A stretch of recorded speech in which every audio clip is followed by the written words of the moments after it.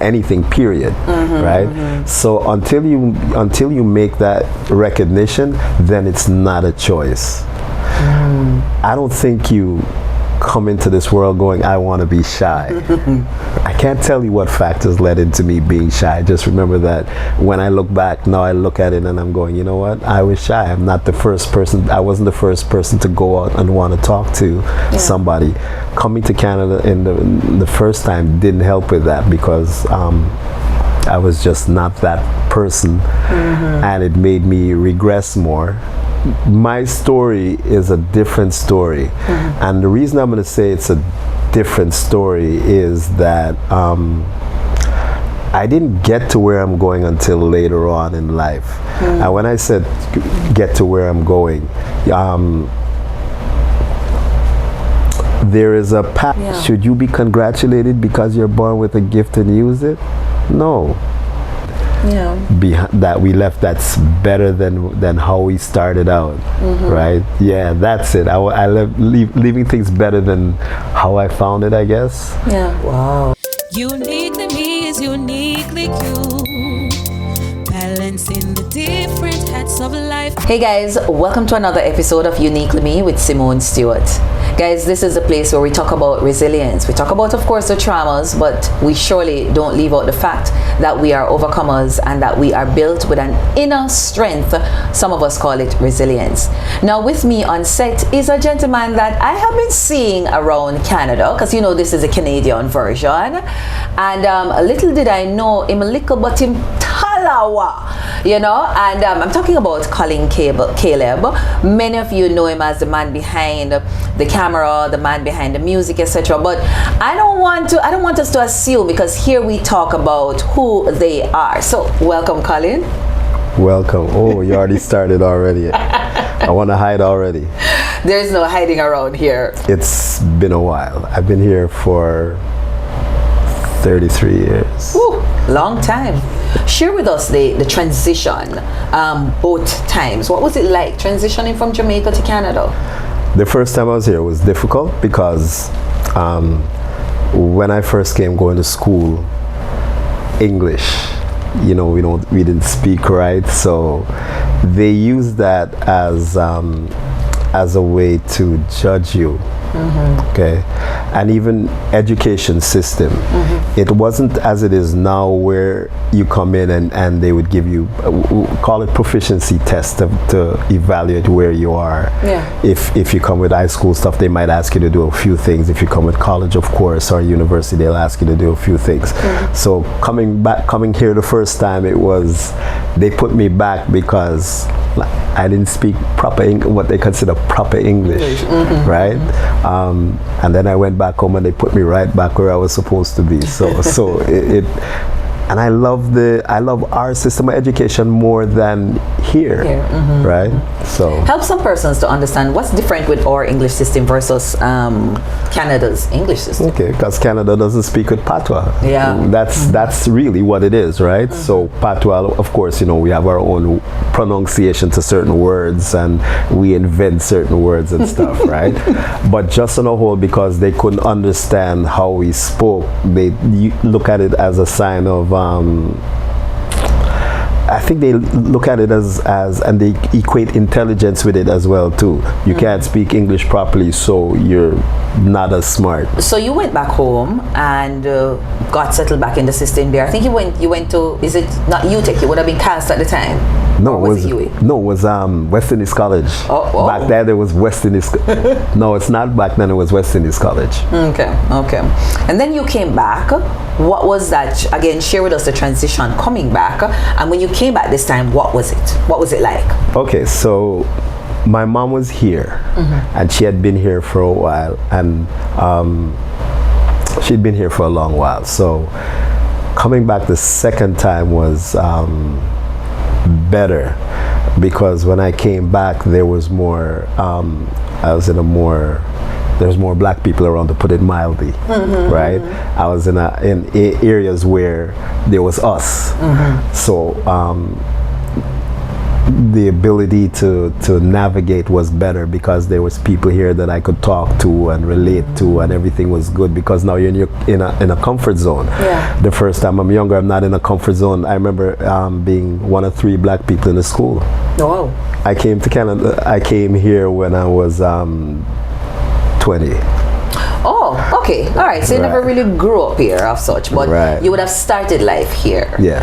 And I remember somewhere in there, while you're going to share with us, establishing yourself here in Canada, I think you did share that, you kind of went the way of the music / media, where your mom probably had a different trajectory for you.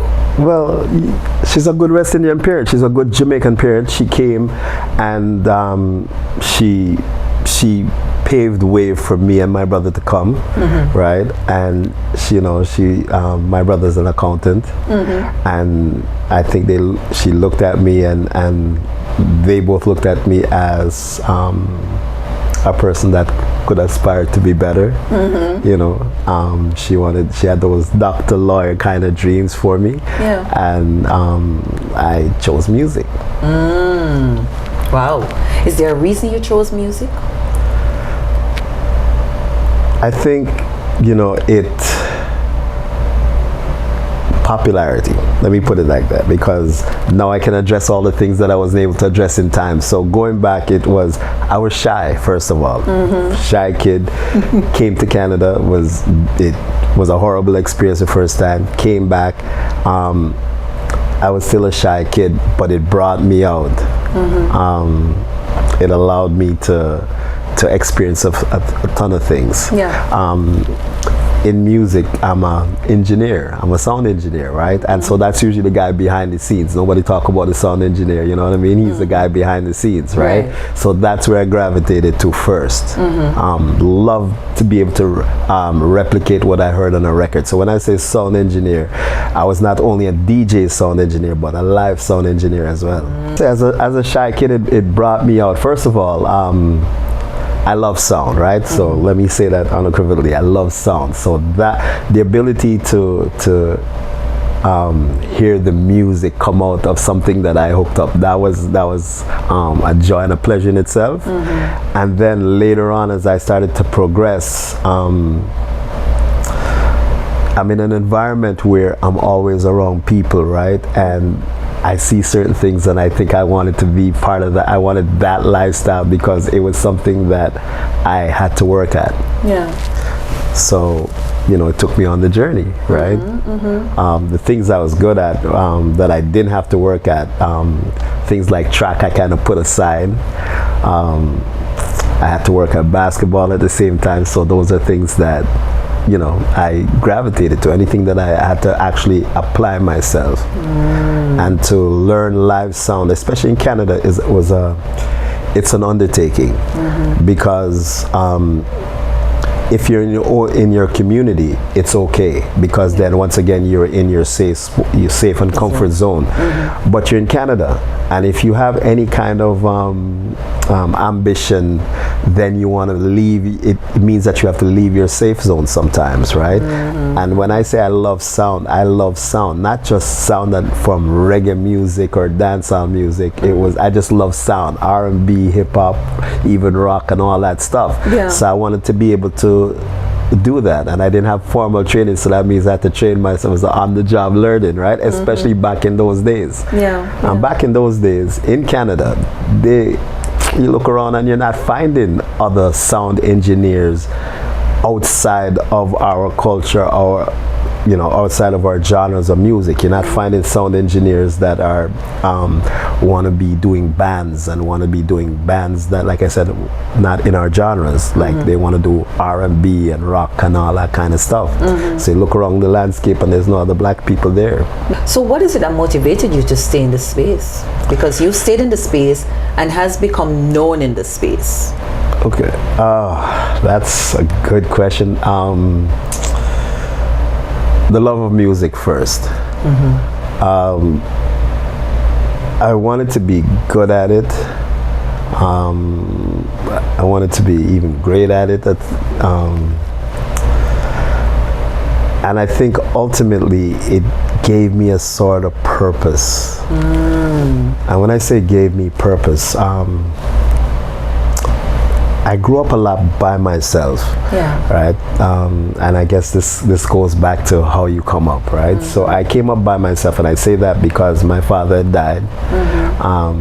I was living with grandparents and an aunt. I was shy, so that means I didn't have a lot of friends, or I didn't know how to relate. I'm even going to go back and say I didn't even know how to relate to people properly. But the music, you know, the ability to plug in and do what I do, I didn't need to relate in that sense. Yes, do I need to relate to you, to talk to you, to find out what it is you need from me? Yes. But I could lose myself in the music. You're really helping us get into the science, well, not really the science, but the mind of the musician, so to speak. It gave me the ability to express myself and to do everything that I needed to do to give me more confidence. So it was one of the things that gave me confidence to go forward. When I might, you know, if I look back, I'm going to say there weren't a lot of other things that I was confident in. So, you know, you gravitate to what holds you and keeps you going. So it motivated me and it helped me to be where I am now. Just go back, because you said you grew up with grandparents and an aunt, and dad died early. What do you remember about your childhood? What stands out for you in your childhood days? My grandfather had a stroke, so he was paralyzed on the left side. Right? Our dynamic was different because he couldn't move around the way he wanted to, but he was a good grandfather nonetheless. I was shy, so it wasn't that I didn't mix a lot with the kids. I didn't mix a lot with my people and all that stuff. So it made me more enclosed as a person. So I didn't pick up some of the rudimentary skills. Not, like I said, people skills first of all, and just things that I should have known as a person. And when you don't have a mentor or somebody to look up to or anything like that, you know, sometimes it doesn't go the way it's supposed to, right? So that was my growing up in a nutshell. The shyness was one. And I'm wondering, you know, is shyness a choice? Is that choice, or, you know, did you have an opportunity to truly pull yourself out? Were there other children around you? Of course. I don't know if it's a choice. It becomes a choice when you recognize it and then decide whether or not you want to partake. Right? So first you have to recognize, hey, I'm a shy person, and then okay, am I going to embrace the world? Am I going to embrace a person or whatever it is? Am I going to embrace anything, period? Right? So until you make that recognition, then it's not a choice. I don't think you come into this world going, I want to be shy. Right? Yeah, that's true. So there's always going to be factors that lead into it. I can't tell you what factors led into me being shy. Just remember that when I look back, now I look at it and I'm going, you know what? I was shy. I'm not the first person. I wasn't the first person to go out and want to talk to somebody. Coming to Canada in the first time didn't help with that because I was just not that person, and it made me regress more because I'm here and the kids around me, they don't know how to relate to me, so sometimes they were making fun of me because of how I speak. And I remember telling jokes and thought that they were laughing because it was funny, and they were just laughing because my accent made it funny. They didn't understand, so they thought it was just funny coming out of my mouth, but they couldn't tell you what the jokes were. Right? I was small, so for instance, when I say small, I was short, whereas I think at 15 or 16 I just started to grow, and then I was skinny on top of that. I used to tell people I wasn't just smug, I was meager. Right? So coming over here, people articulated it, right? So for instance, society at the time made it so that if a person had weight, you kind of you understood that you're making fun of them if you chose to call them fat or whatever. Right. Society was like, okay, you can't do that because it's mean, right? But society didn't talk about the underweight person, right? So they didn't mind, kids didn't mind saying things like, oh, do you eat at home?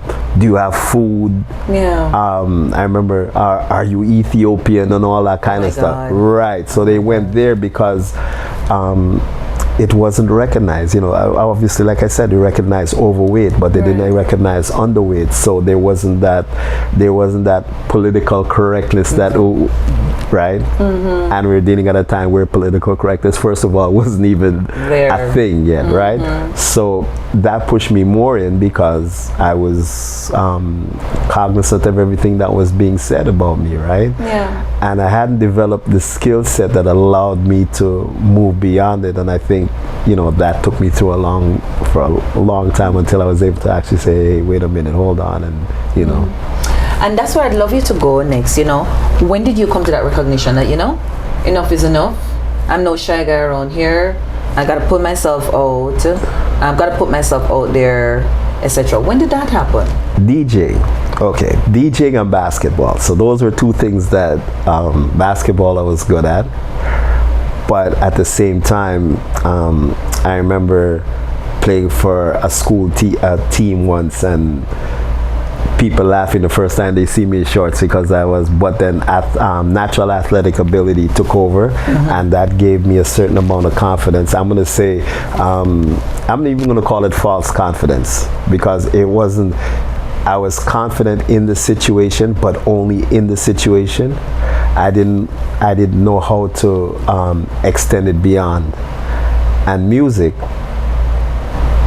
allowed me to get beyond, because I went from being a sound engineer to being a DJ. Then I would pick up the mic and talk and be a host as an MC and all that stuff. And I'm gonna say that showed me gave me a certain amount of popularity. But at the same time, I'm going to say, if I look back, I'm going to say that was probably the wrong thing for me too, because the popularity that came with it was just for that. So I didn't know how to transfer it and to take it into something else. So take me out of those circumstances. Did I have the self-confidence to say, hey, Colin, you're this, you're this and that? No. And I think I had a lot of skills, because for one, I could have been, with application, one of the smartest people in my class and in my school and all that stuff. But popular perception wasn't about the brain guy, because the brain guy is if you're in North America, you're the nerd guy and all that stuff, right? The athlete and the musician is the guys that are considered, yes, want to hang with, so to speak. Right. So I chose that, whereas I don't think it was me. Right? And I know, now I know it wasn't me. Yeah. Right? But I embraced it to the full extent that I could, and I know I did ask you a question, but here's the thing. I think you're allowing us to recognize that men wear masks as well. Of course. Because for women, it's so easy for us to put our lipstick on, and we get into these girl tribes and we do some crap that's really not us. But I don't think we've really jumped into seeing, how do guys put on masks? And I think you're really allowing us to see that we use men, and you can correct me if I'm wrong, men uses different we know some uses like maybe drinking, smoking, the bar, etc. But you're allowing us to see that from a young man's standpoint, you can take on skills or extracurriculum activities, so to speak, to kind of mask. While you have to be out there, it's kind of like hiding. This is where, okay, I have to be out there, but let me put something on to go. Am I correct? Yeah, to a certain extent. And I'm trying to break it down. So I'm putting on a mask in the sense of, this is not normally me. I'm going to give you a best example of me. If I go to a party or something, I'm the guy that's hanging in the back of the room, most likely by myself, right? I'm not the upfront guy. But the DJ and the MC means I'm the upfront guy talking to people, right? I embraced it well. It allowed me to be more articulate. It allowed me into a lot of spaces. But coming back to my natural element, I'm the guy that's in the back of the room by myself. Society's expectations, right, will make people put on masks, man or woman. Right.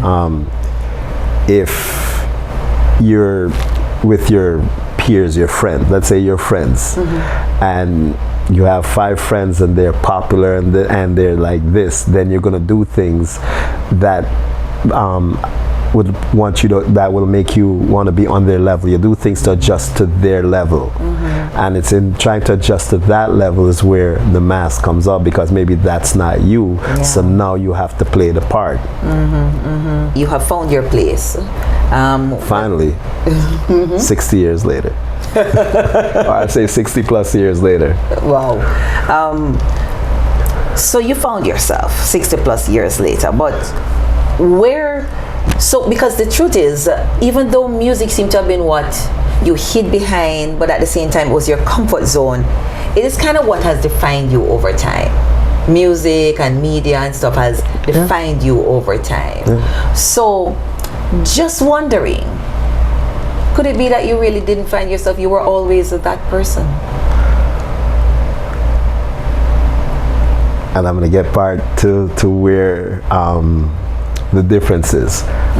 Love the sound guy stuff. As a sound person, that's my first love. My second love is DJ, right? Naturally me, sound guy. Okay, so you said DJ, so you were out here as one of the DJs. Do you have any singles or anything out? No, when I say DJ, this is not the Jamaican term as a DJ, right? This is, when I say DJ, I'm using North American term. Jamaican term is selected. North American term is DJ. Right? So let's right? Right, so North American term. As a DJ, playing selector, playing music and being that person. And by the way, guys, bad like yours. You all know me. He's gonna say otherwise, but guys, let me tell you, you all know me. I'm the good Christian girl. And the other day I was at Island Fest, and let me tell you, my friend was there with me. She was visiting, and I was going out with myself. But I ain't gonna say that because I don't want you to lose. You know what I mean? My 15 minutes of fame. 50. That's it. 15 minutes. Well, the 15 minutes of fame got me. Is it, you know, it's something you've been saying that I'm thinking about. We have a lot of persons migrating, right? A lot of persons coming into Canada. But prior to coming, and I'll probably talk from a Jamaican perspective, we grew up thinking that it's the in thing. You want to move. You want to go Canada. You want to go foreign. That's what we call it. You want to go abroad. Exactly. We want to go foreign, and nobody really. The truth is, nobody comes back to tell you that it's not as golden as we think it is. There is, because once again, you come and you buy into the perception. And to go back and tell them it's not, it almost as if you're failing. That's true. And because of that, nobody wants to go back and say I failed, right? You didn't leave Jamaica to fail. You left Jamaica because you thought it was a better life, right? And you want to keep that perception. And I think for too long we have kept that perception, right? And then obviously now the world has opened up, right? Because there's different generations involved. You know, in our generation and my generation, the world wasn't open, so you didn't see. So we relied on the stories coming back, right? And the stories were the great stories because they didn't want to come back and say, well, you know, I had to work 3 jobs, I have mortgage, I'm dying, I'm in debt, because there are people at home struggling in a different way. But you know what? The foreign struggle is a different struggle and can take you down just the same as the home struggle. Right? And so they weren't telling those stories. And then nowadays, when you turn on and you turn on whatever medium that you're watching, right? Whether it's TV, whoever really watches TV, or most likely your phone or your tablet or your laptop, right? You see all the images. So it reinforces the rich imagery of foreign. It you're not there watching the homelessness. You're not there. If you see some of it, you're turning quick because you want to see the glamour, right? That's true. And nowadays, especially in Jamaica, right now we are the music is sensational, right? And so and when I say music, I'm not even saying genres of music, because if you're watching Christian music, it's the same thing. It's the glamour that sells. Yeah. So you watch the glamour, you see the glamour, and you hear the stories, and then and it even adds more to, I want to go over there because everything is there. You and I, now that we go, as my mother said, we go fish, go sea bottom and come back until it's deep. How do we help those who are coming in and those who aspire to come to understand that, listen, life, there's no street paved with gold. There's no tree hanging with money on it. Here is it's real life. You just change where you're sleeping. It's how we pass on the conversations first. Yeah. You have a podcast. You have a great medium where you can go back and tell people and show people and encourage your guests to really get into the meat of the matter. Yeah. Sometimes we even have to try to seek out the ones that are the famous ones and stuff, just so we can tell the story. Because when you're starting out in the podcast world and you want to go tell this kind of story, it's not the popular story that people want to listen to. That's it. So you have to figure out, how do I tell this story and make it entertaining enough but real enough so that I can get my message told. We need the help of everybody, the diaspora that's abroad, to really tell the stories, the real stories, not just the glamour stories, the real stories. We need the system also to recognize what it is, because I think, we're Jamaicans and we have a richness. I don't even have to say it's just a richness. But the richness does not get told properly. Yeah. Right? Yeah. The richness is only concentrated in music and in certain genres, and there's nothing wrong with that, but we so concentrated it in one particular area or in two areas, and I'm going to say two areas because there's the tourism. We sell tourism well, right? Yeah. We sell the island well. We don't sell our music. We don't sell it the way it needs to be sold. Yeah. So let's switch back to you. So you built a name for yourself in media and music, right? And what were some of those challenges? The early part of trying to build that name. Were there any challenges you encountered, and how did you overcome it? Okay, I didn't set out to be. I didn't look ahead and say 15 years from now I'm going to be this, and this. What I did was I wanted to be good at certain things. And so that was just my guide. I didn't have, maybe in the last few years, I now sit back and say, well, I want to do this and I want to be here and I want to be there. But I just went where the drive took me. Yeah. And that's as being as real as it gets. I went where the drive took me. I was good at certain things, so I stuck with them and got better. Yeah. Important lesson for people in general. Find what you love, stick with it, work it through the kinks until you perfect it. Is that it? That's one. I think my story is a different story. And the reason I'm going to say it's a different story is that I didn't get to where I'm going until later on in life. And when I said get to where I'm going, there is a path that people are encouraged to take, right? And the path is you do this, you do this, you do this, you do this, you do this, and you do this. I didn't do this, and this, but I got here, right? And I think one of the things I try to say now to people is, and I'm going on another tangent here, is time. Don't let time dictate where you're supposed to be and how you are supposed to do it, because we're all individuals and we're all going along this road, And if we all started off together, we're all not going to make that finish line together, because if we did, then we would not be individuals, right? Just because you went to school and did it this way, yes, is it a way that should be? And yes, I agree, it should. But not everybody is going to be able to do it that way.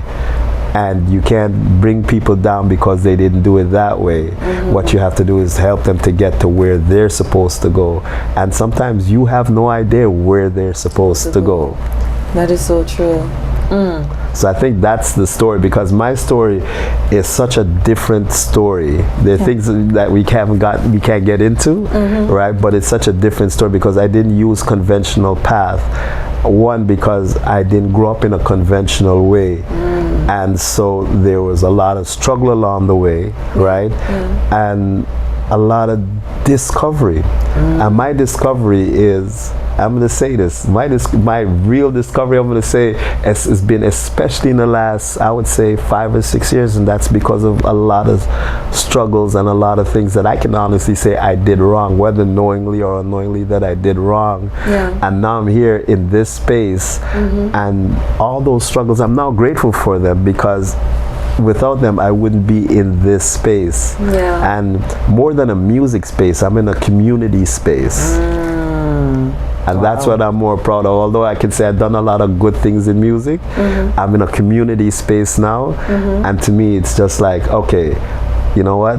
This is the space, right? And I'm going to go say this. This is the space my father allowed me to be in, right? I might not be a church-going person every Sunday, but do I believe absolutely 100%? I'm trying to live better every day, make my mistakes. Let me tell you, I make my mistakes and can own up to them and say, so, you know, because we like to judge people, say, well, if you're this and if you say you believe in God, why all these things? No, I'm not perfect, far from it. But I've learned so much, right? And I'm learning still. And I'm trying to let age not define me, even though I think, and I'll be honest, that obviously at this age I'm closer to one way than I am the other, but it's not a hindrance to me. I don't sit back and go, I'm like, wait, I can go out and conquer the world. And I'm actually trying to conquer the world right now. And some would say it's an advantage to be trying to do some of the things that I'm doing. But once again, we all go on a journey, and we're all not going to reach that finish line at the same time. That's so true. That's so true. So you've I figure one of the journey you're on now and the community setting that you're referring to would be that Essence and Culture Award that you've become. You're the mastermind behind it, I would say. I don't know about mastermind. Mastermind. No, I'm a guy with an idea, right? And I'm grateful for the people that actually allow me to sit down and share this idea with them, and allow me to, right? And there's some very special people that allow me to get there, because there's nowadays, especially nowadays, you can have all the ideas in the world, but unless you have that team or somebody behind you that allows you or gives you that ability to move forward, then you know it won't. So big up the team. Big up the team, and I'm even going, big up the team. Well, help us to understand, because I've heard about it. Obviously, I'm new to Canada, so I'm learning about the Essence and Culture Award. But this is something you're in your 5th year or 4th year? Yeah, we're going into our 5th year. So the Essence and Culture Awards is actually a COVID story. I set out to do streaming. I started calling, I remember I started calling, I'm not going to call names, but there's some entertainers in Jamaica including, and I tried to do a streaming platform before anybody else. This is before Digicel started doing stuff. I remember one of the I'll call some entertainers' name was iOctane and Shano and a bunch of other dancers. I said, because I looked at it and go, if we can unite a bunch of people, then there's money that can be made that will go beyond even after this thing is over. But what I got was, yeah, they'll take whatever little upfront money there is, but who cares about anything else? Because first of all, you know, when you have an idea and it's an idea that's particularly new, you all sometimes you pay the price being the first person. But I kind of and I kind of understood that, and we started this thing, and it was I think we call it Sun Up to Sundown, and it was this concert, and we put it up online and we tried to get it properly, but it didn't. But that's really where the start was with everything. So we started streaming. When that didn't work in the way I saw it working, I said, you know what? Let me see what can be done in the London area, and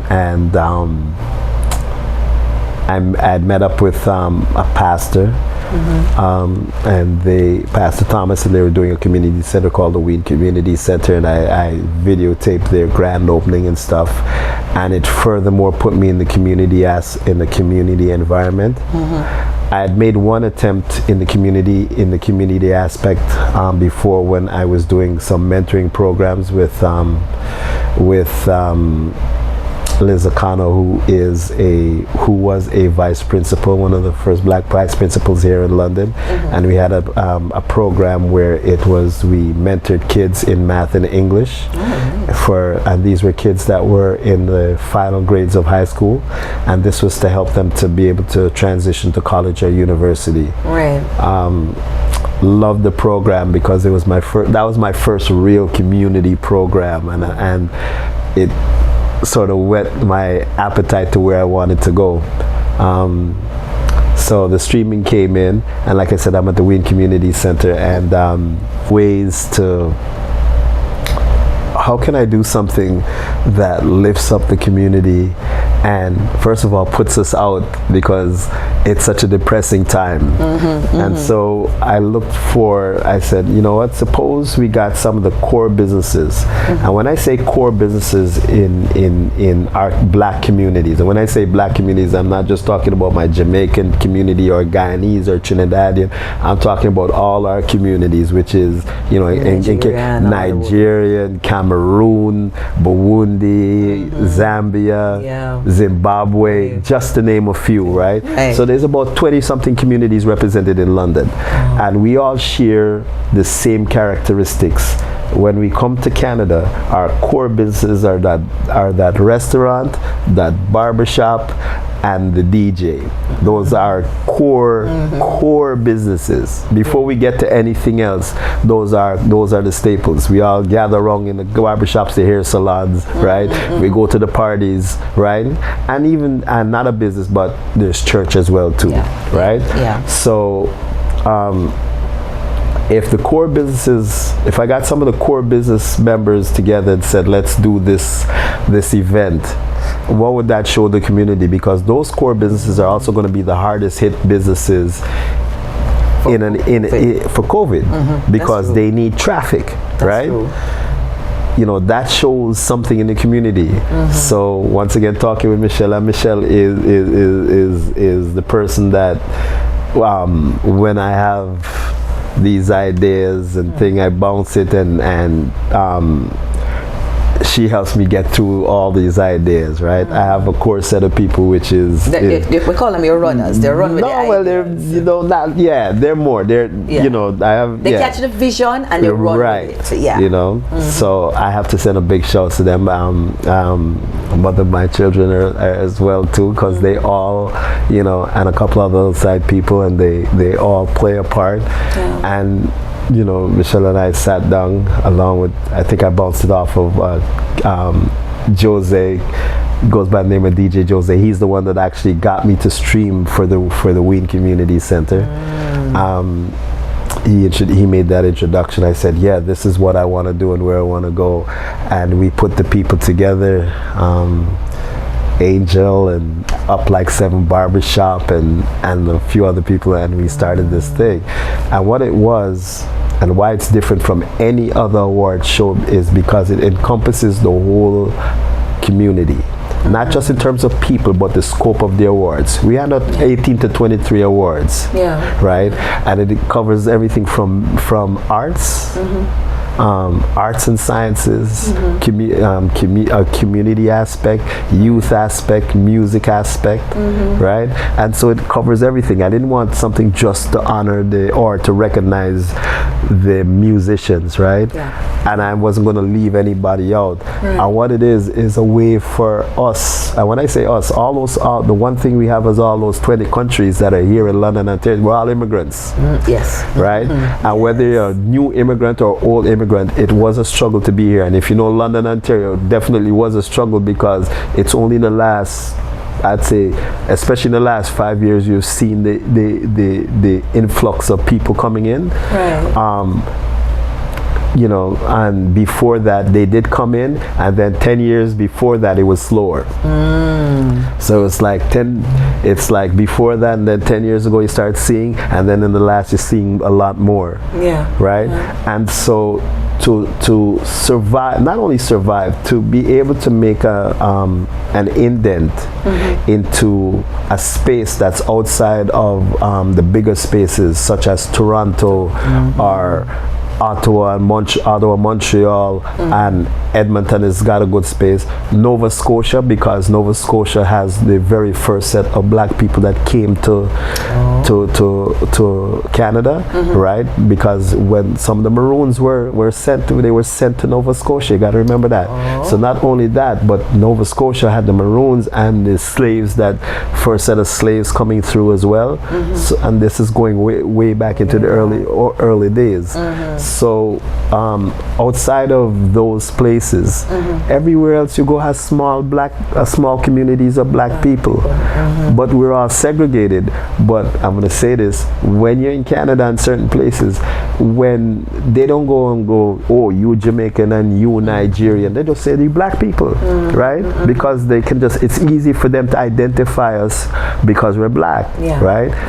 But we do a disservice to ourselves sometimes by not recognizing that we are lumped. I don't say we have to be kissing cousins or anything, but we have to at some point recognize this is the realities, and say, yes, you know what, I can help my community, but I can also help the other communities to feel welcome, and so that everybody can now do things. We can spend among ourselves a little bit. We can treat each other with a little bit of respect. Like I said, I don't expect black people to all of a sudden go out and start kissing each other and stuff, but just a little bit more respectful and a little bit more acknowledgement, and saying, hey, you know, we have some things that we share, but we have our differences as well, and that's fine. Let's celebrate the differences, and you know, and all that stuff.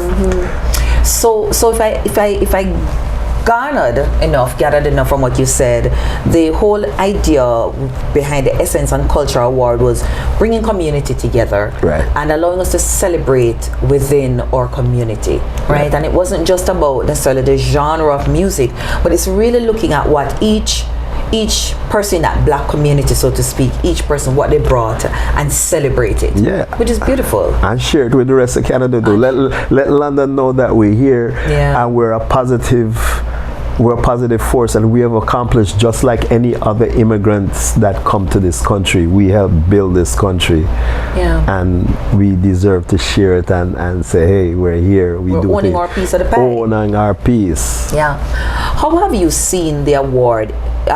Having done 3 years already, how have the awards, those companies or persons or groups that have gotten awards, how has it impacted them? Have you seen any, have you gotten back any, stories that has come back, any real success story, even one that really showed it had an impact?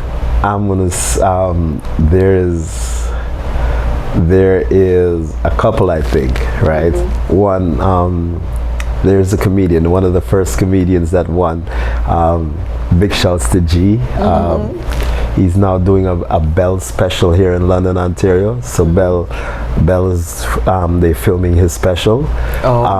He won, and he said he was able to use it and put that he won Essence and Culture Awards on his resume, and it helped him. I've got some DJ friends that also put it on their resume, and it helps, because what's happened as now is the award is being recognized here in London. For instance, the City of London gave us an award for commitment to diversity. Last year, they brought us into city council and they gave us a plaque and some certificates. 2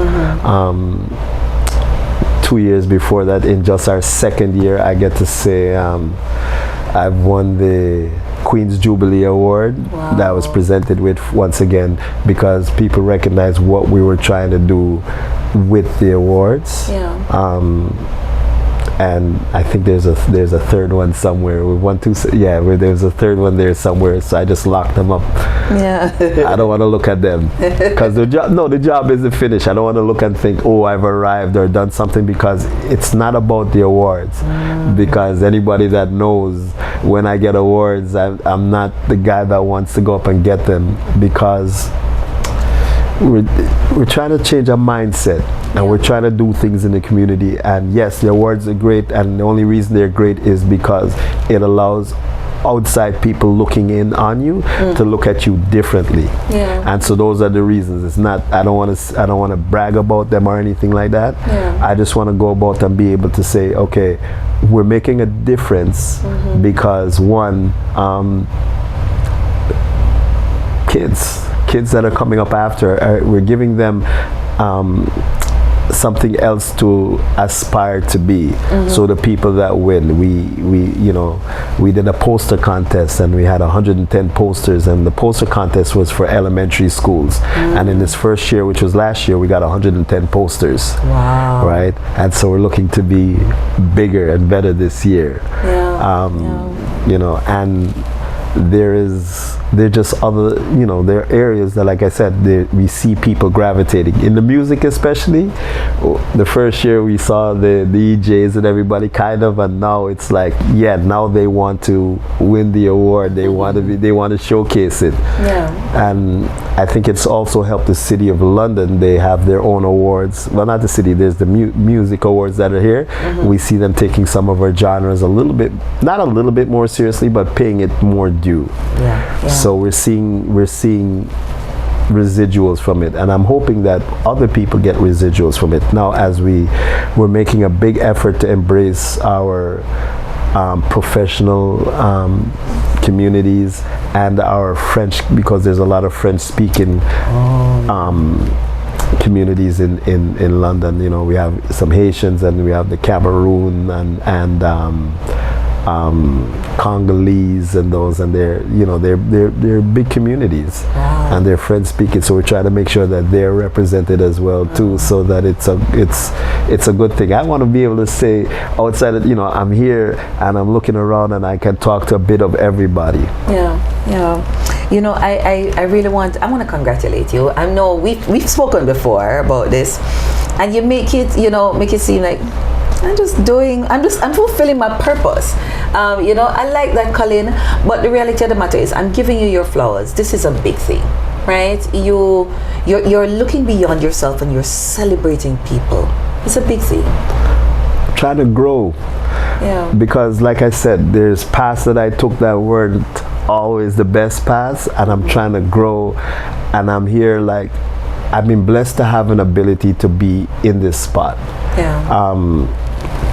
I was such a big DJ in this city that crossed over, that it also allowed me to go outside of the community and talk to people, to focus them in on our community. Yeah. So these are byproducts. I didn't set out, but this is what happened. And so because of that, it also allows me now to go into my community and do things.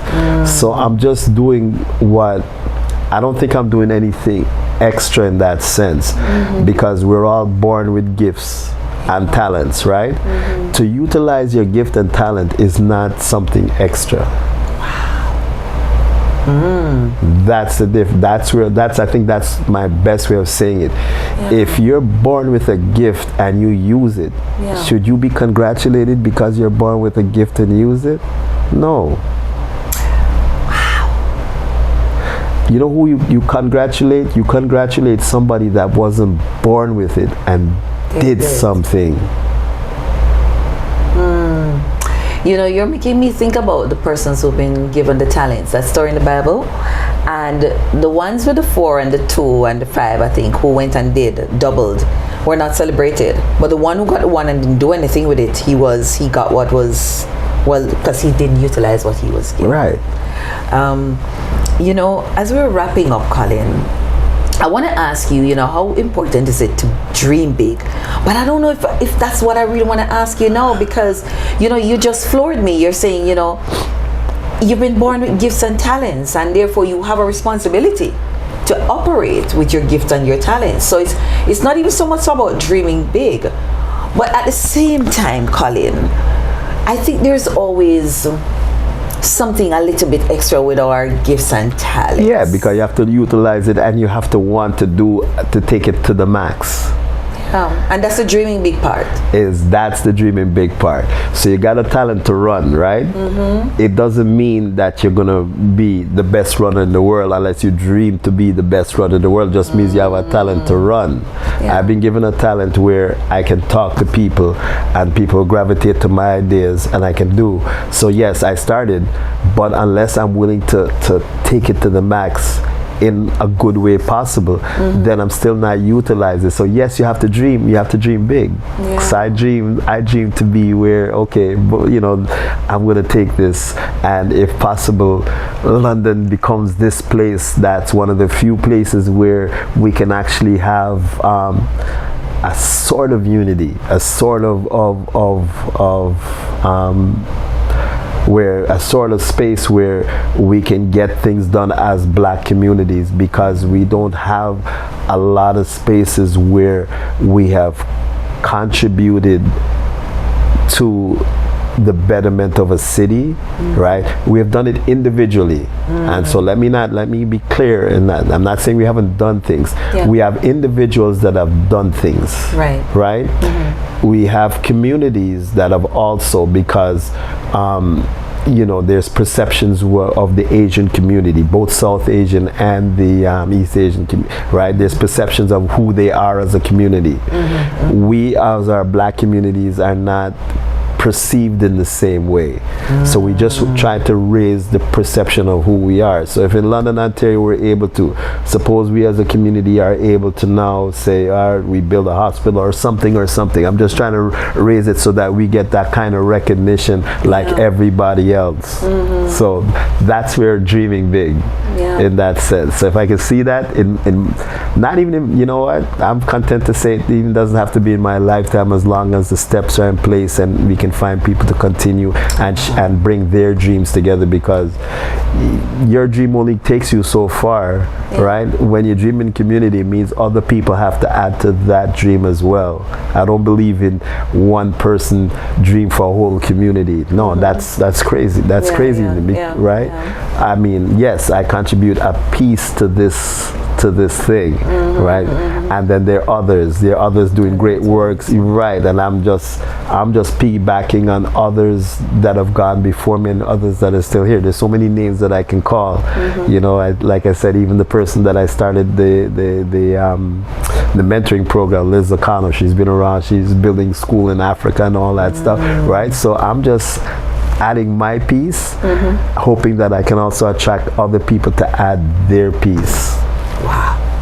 So, you know, I mean, I'm listening to you, and my mind is going to a lot of stuff. So I'll just share one of them with you. So guys, I'm thinking that, you know, one of these days, Uniquely Me is going to get so big in this community that it will be on one of the finalists on the Essence and Culture Awards. You know what I mean? Of course. But I mean, on a serious note, you know, it's really, you said some things that really resonate with me. We've been born with gifts and talents, and it doesn't matter.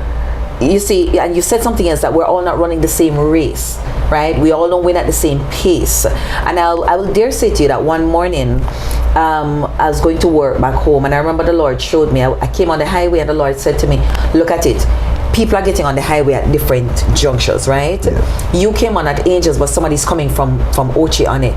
Then somebody we get off on Mandela, but people are coming on from different places.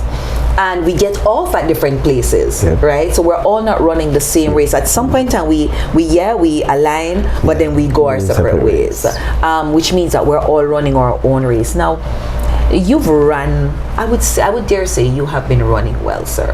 Yes, you have said, you know, you didn't always do it right, but those are some of the things that have allowed you to come back on track and say, okay, man, like a good athlete, he, as a matter of fact, if we should use the great Usain Bolt, they've always shown how he started out. And you can see his form wasn't so good. I think he didn't finish some of his races, etc. You know, he really wasn't recognized until somewhere along there, a coach dared to have pulled this young man, seen the potential, and build on it. And today we have a living legend. I'm listening to you, and I believe that I'm getting a coveted position now that will come later, and I'm going to explain what I mean. You are a great man, and sometimes, yes, we don't always get celebrated while we're alive, but the work you are doing, Colin, is something that's going to be celebrated for years to come.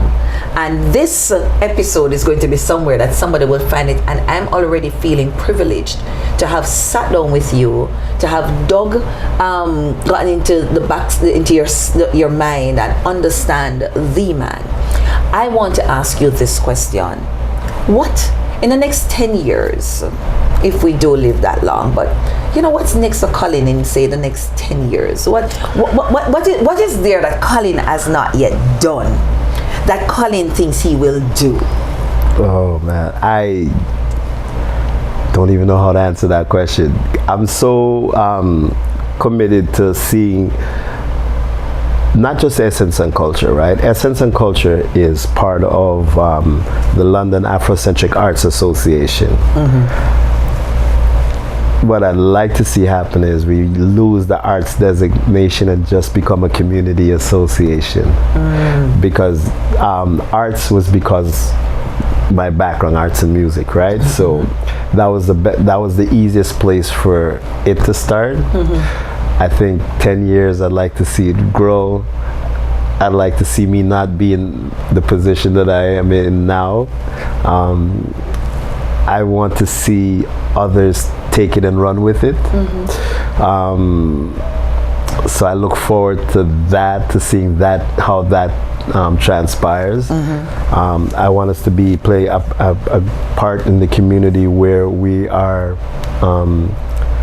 people can call us and say, okay, we need this, how can you help? And we can facilitate a lot of things. We don't have to be the one that's doing everything, but we can help facilitate, right? So I'd like us to be, I think that's what I am. I think I'm a great facilitator, and that's what I'd like to be. On a personal level, there's my production company, Evo Productions. I'm having the best time because my son is involved, and I don't have to force him to come and move speakers and put up lights and all that stuff. I ask him and he chooses, chooses and he has chosen to be.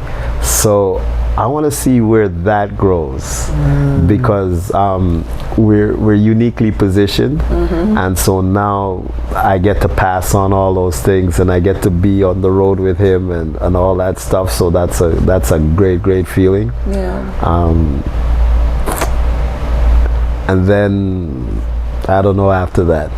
You're a dad. What would you want to be remembered for?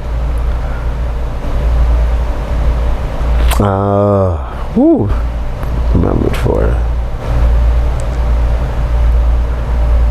that I try to be a good dad. I think. I don't know. Try to be a good dad. I'm like, if you're gonna remember me, remember me for the things that I'm doing, not so much for the physical accomplishments, but for the things that, you know, he tried to do things. He's trying to help his communities, trying to make sure that there is something behind that we left that's better than how we started out, right? Yeah, that's it. I love leaving things better than how I found it, I guess. Wow. Yeah, what else would you want in this world if you can leave something better than how you started. And once again, not everybody's able to do that either, right? Because sometimes circumstances come in the way. But I'm in a position where I can actually leave something better. So I hope that I'm able to leave something better, so that people, it's not just good stories. There's something tangible. There's something truly tangible. There's not only a legacy, but just something that said, yeah, he came, he struggled. I don't want people not to understand that I struggled. And at points, over the next few years of my life, I'll get into where I struggled and how I struggled, because there's a ton of people that I think I owe debts to, in terms of, because of things that happened and how. And I don't want that to be glossed over. So I would never want people to say, oh, he was good, he was this, he was that. No, there are things that happened. And we have to acknowledge it. Sort of like when we talked about, we come abroad, but we don't acknowledge all the trouble that's abroad. No, I want you to understand my troubles and my struggles and my good and my bad, because that's the only way you can appreciate me. You're not appreciating me if you're just telling me I was good and all that. No, you appreciate me because through my struggles and through the things that I did wrong, I was able to see a better way and bring it forward. Sounds to me like we need to bring it back for a part 2, because the struggles, when you are ready to talk about the struggles? No, part 2 right now. That's too much on my brain. Well, can I hold you to it that we're coming back when you're ready to talk about the struggles? I'll come back, because this is the first podcast I've done where I've actually talked about me. Like in my podcast that I do, and when I do it, I do give small details, but actually to sit down and somebody ask me questions, this is the first one I've actually taken. There are people that said, yeah, I should come and do it. And I'm like, yeah, I'll get to it. But really and truly is, no, I'm not getting to it. But this is the first one, so I guess there'll be a part 2 at some point.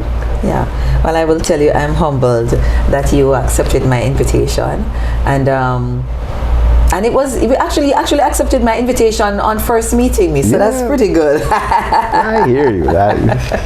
Thank you so much. You are so welcome, and thank you for having me as well. It was my pleasure, sir. Well, ladies and gentlemen, what can I say? It was quite refreshing. I usually like to say, when you see me quite relaxed in my seat, you know I'm having an extremely good time with my guest. A gentleman that I believe has a wealth of knowledge, is somebody that I definitely think I need to keep as a mentor, very close. He's in the media space, the space that I want to be in, guys, and lots to learn, but I don't know what resonated for you. I'd love to hear it in the chat below. I'll tell you one stuff that resonated for me, is that we were all born with gifts and talents, and that we're not all running the same race. And so, which race are you running? Are you always trying to be in the fast lane, trying to keep up with others, forgetting that you need to run your own race? Well, guys, listen, you heard it here on Uniquely Me with my guest Colin Caleb and Caleb. I always say Caleb. Colin Caleb. I guess you'll have to snap me on the head for that. But guys, please share this episode with someone else. Like, share, comment for sure, and let me know what resonated with you. I also want to tell you guys, there's something coming, something amazing coming. I have a surprise coming for you, so stay tuned to the channel. Something big is coming. Until next time, guys, this is your girl, Uniquely Me, Simone Stewart. Uniquely Me, definitely uniquely you. Thank you for tuning in to Uniquely Me with Simone Stewart. Remember, Uniquely Me is uniquely you.